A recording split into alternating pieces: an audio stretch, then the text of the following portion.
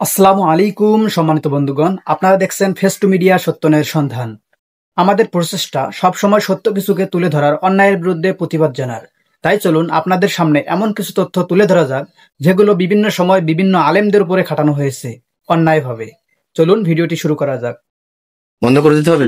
লোকগুলো আসছেন। আপনি কে? আমি একজন সাংবাদিক। আমাকে ফোন করছে, বলছে যে রশিদপুর মোড়ে আসছে, আমরা বলে ওই রশিদপুর আসছে, এখন ওখান থেকে আসতে হবে।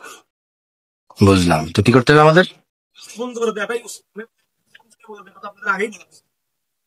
ঠিক আছে, ঠিক আছে, ইনশাল্লাহ। আমরা আমরা শেষ করে দেবো ইনশাল্লাহ। তোমরা ক্যামেরা বন্ধ করার দরকার নেই। তাহলে আমি বন্ধ করে দিচ্ছি, 2 মিনিট কি কথা বলা যাবে না? ধরেন আমি ভাত খাইতে আসছি, হাত তো ধুয়ে দিবেন।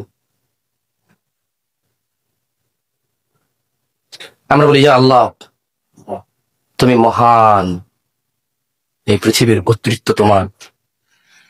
যারা উদ্দেশ্য প্রবণ ভাবে তোমার কাছে বাধা দেয়, তুমি তাদেরকে দেখে নিও।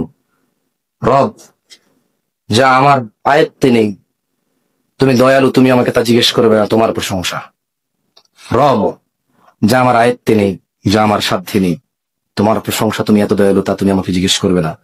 তাই আমি নিজেকে এখনো শান্ত রাখতে পারি। যা আমার আয়ত্তে নেই, যা আমার উপরে নেই, যা আমার অধীনে নেই, তা সম্পর্কে তুমি আমাকে আগেই ক্ষমা করে দিছো, তোমার প্রশংসা। রব, পরিশেষে তোমাকে বলি, যারা অহংকারী দাম্ভিক, তুমি তাদের দেখে নিও। রব, আমি তোমাকে বললাম, তুমি জানো আমি কতটা নিরীহ, কতটা অসহায়। রব, তুমি জানো যারা তোমার বান্দারা আছে তারা কতটা অসহায়, কতটা নিরীহ। রব, তুমি আমাদের জন্য যথেষ্ট হও, আমাদের পক্ষ থেকে তুমি তাদের জন্য যথেষ্ট হও। ওয়া আখির দাওয়ানা আনিল হামদুলিল্লাহি রাব্বিল আলামিন। ওয়াসসালামু আলাইকুম ওয়া রাহমাতুল্লাহি ওয়া বারাকাতুহু।